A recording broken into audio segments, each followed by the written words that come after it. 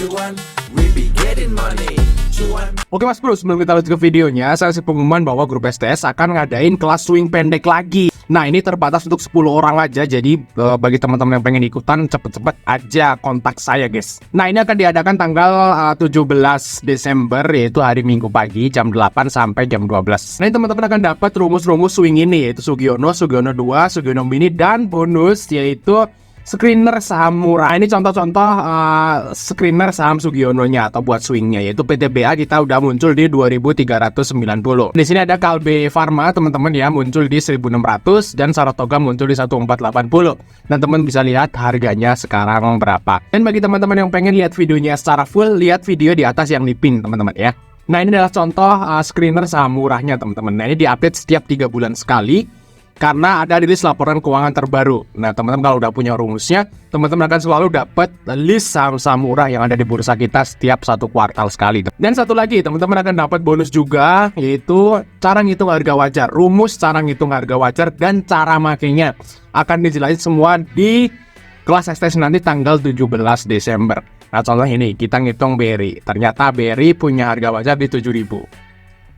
Oke guys ya, langsung tanya-tanya aja saya, kontak ada di deskripsi atau di video ini. Tanya-tanya dulu aja baru memutuskan untuk gabung atau enggak. Dan satu lagi, bahwa kelas ini hanya terbatas untuk 10 orangan aja teman-teman. Jadi buru-buru cepet, kalau misalnya udah full kuota ya kita akan close. Oke, kita lanjut ke videonya teman-teman. Sebelum Mas Bro yang kita di Fajar Daily, dan kali ini kita bahas ini teman-teman ya, saham politik 2024. Nah bentar lagi kita pemilu teman-teman ya, bulan Februari ya kalau nggak salah ya. Kita nyoblos 3 calon presiden, yaitu Anies, Prabowo, dan Ganjar dengan wakil-wakilnya ya. Nah, sedikit banyak pasti akan berpengaruh pada dunia persahaman teman-teman. Karena dibalik calon presiden dan calon wakil presiden ini pasti ada orang-orang besar yang mendukung di dalamnya. Dan orang-orang tersebut sebagian ada yang istilahnya itu berhubungan dengan emiten yang udah ada listing di bursa. Jadi tentu aja ya sedikit banyak atau secara tidak langsung pemilu ini ya, pemilihan presiden ini akan berpengaruh juga pada beberapa saham yang berkaitan dengan pendukung dari calon masing-masing ini teman-teman ya. Dan saham-saham apa aja ya yang berhubungan dengan calon presiden dan calon wakil presiden ini masing-masing. Nah kita akan bahas di video ini ya. Karena ini kalau menurut saya sih penting banget ya. Kenapa? Karena dari ketiga ini pasti ada satu kan yang menang. Ya pasti ada satu yang jadi gitu ya.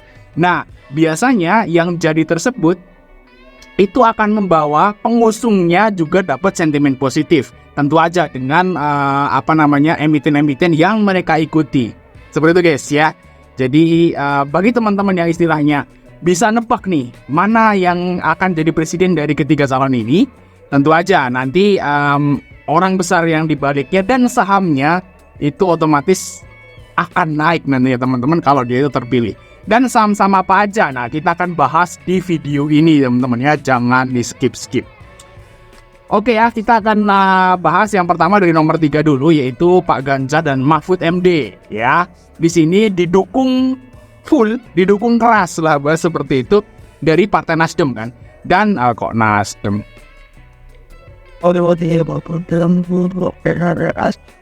Nah yang pertama kita akan bahas dari calon presiden nomor urut 3, yaitu Pak Ganjar dan wakilnya Pak Mahfud MD. Nah di sini didukung keras oleh Partai Perindo ya kalau nggak salah ya, yang Haritano, yaitu dia grup MNC teman-teman.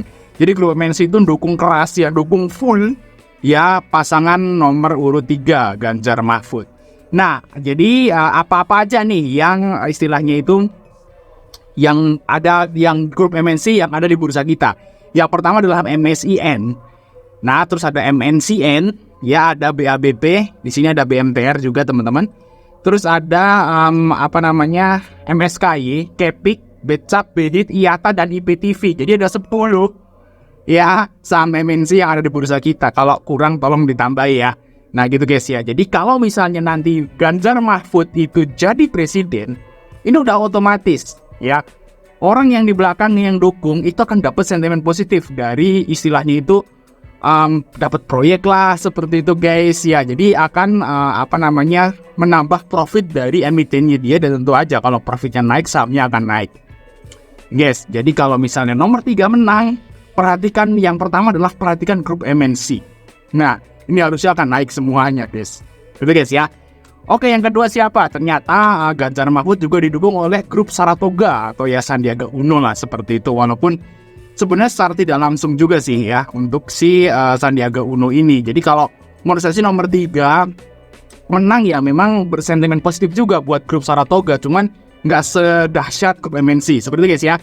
Jadi grup Saratoga itu atau Sandiaga Uno ada apa aja? Itu Saratoga, ada Tebik, ada MDKA, NRJA, MBMA, GI, dan Adaro. Betul guys ya. Nah ini juga perlu diperhatikan. Tapi kalau menurut saya sih grup MNC yang paling diperhatikan ya. Oke, yang terakhir nih guys, yaitu Hapsoro S. Hapsoro S itu adalah suami dari Puan Maharani kalau nggak salah, dan dia punya 7 emiten di sini yang dia miliki ya, walaupun nggak 100% atau nggak mayoritas gitu ya. Ada Sini, ada Arci, ada Mina, ada PSKT, Raja, CPR, dan Petro. Kalau yang terkenal itu adalah yang pengendalinya maybe Pak Hapsoro ini adalah Raja, CBRE, dan Sini teman-teman. Nah itu guys ya, maksud perlu perhatikan juga ya kalau misalnya pasangan nomor urut 3 ini menang dari Raja, Sini, dan grup MNC. Itu guys yang utama. Nanti yang tambahnya guys grup Saratoga. Oke, yang kedua yaitu pasangan nomor urut 2 ya. Nih ya. Jadi kalau misalnya pasangan nomor urut 2 menang, nah yang pertama banget Mas perlu perhatikan adalah sahamnya milik Kaisang. Ada Gibran guys, yang sekarang jadi ketua umum PSI. Nah, yaitu PMMP. Kalau menurut saya teman-teman ya, ini menurut analisa saya pribadi aja. Kalau misalnya nomor 2 menang, Prabowo Gibran menang, itu PMMP langsung OTW arah. Nah, itu udah jelas banget. Kenapa alasannya? Karena kalau Prabowo menang, Kaisang itu bakal digadang-gadang akan jadi gubernur DKI Jakarta yang ditunjuk langsung oleh pemerintah, karena Jakarta sekarang udah nggak ada pemilihan ya katanya gitu ya, lagi digodok seperti itu. Dan kalau Prabowo jadi otomatis karena dia segaris sama Jokowi gitu ya, jadi ya nanti Jakarta nggak pemilihan umum ya bisa aja terjadi. Dan kalau itu terjadi, Kaisang jadi gubernur DKI, dan kalau Kaisang dari gubernur DKI ini ya otomatis PMMP mungkin balik ke 400 atau 500 lagi. Nah ini Mas perlu perhatikan, kalau Prabowo Gibran menang yang pertama kali diperhatikan adalah PMMP ya. Oke lanjut, yaitu grup Bakri, ini dari Golkar. Nah Golkar kan dukung Prabowo, dan Bakri, Abu Rizal Bakri kan Golkar. Nah ini dia guys, grup Bakri ya, walaupun nggak sedahsyat PMMP, tapi tetap aja berpengaruh juga, yaitu Dewa, Energi, BNBR, BRMS, dan Bumi. Dan grup Bakri ini ada 4 saham yang 50, yaitu Betel, LT, Jegel, dan MDWA. Nah maksud bisa perhatikan juga. Terus yang dukung Prabowo Gibran ada Fuad Hasan, yaitu dari saham MKTR juga guys. Ini juga perlu diperhatikan. Terus Pak Luhut. Nah Pak Luhut ini juga dukung Prabowo Gibran teman-teman dengan sahamnya yaitu Toba. Jadi perlu perhatikan grup Bakri, PMMP, Toba, dan MKTR. Nah itu kalau misalnya pasangan nomor urut 2 yang menang teman-teman ya, terutama PMMP. Oke, terus Anies Mohaimin nggak ada, yes ya. Jadi nggak ada pendukungnya yang terafiliasi atau punya saham di bursa yang saya tahu gitu guys ya. Tapi kalau menurut saya teman-teman ya, kalau menurut saya misalnya pasangan nomor urut 1 ini jadi presiden, IHSG akan menuju ATH. Why? Kenapa? Nah IHSG ini udah stuck banget dari tahun 2000 berapa? Dari 2018 sampai sekarang itu IHSG nggak gerak loh, sideways. Nah kenapa alasannya? Kalau menurut saya teman-teman, karena memang Indonesia saat ini berhubungan erat dengan Cina. Jadi kalau investor asing yang masuk ke Indonesia itu rata-rata dari Cina. Dari dulu hampir ke semua sektor. Jadi kalau ada investor asing yang masuk tuh dari Cina. Ya, sangat jarang yang dari luar. Kalau menurut saya guys, luar Cina maksudnya. Nah kalau misalnya Anies Mohaimin menang, ini udah otomatis dia nggak pro Cina. Otomatis ya Cina masih masuk, tapi dia akan membuka peluang investasi ke semua negara asing.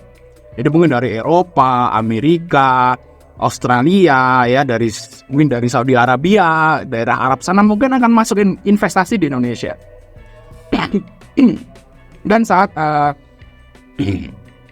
Dan saat perusahaan-perusahaan asing itu mulai masuk ke Indonesia, tentu aja mereka sedikit banyak akan melirik saham-saham yang ada di bursa efek tentunya ya.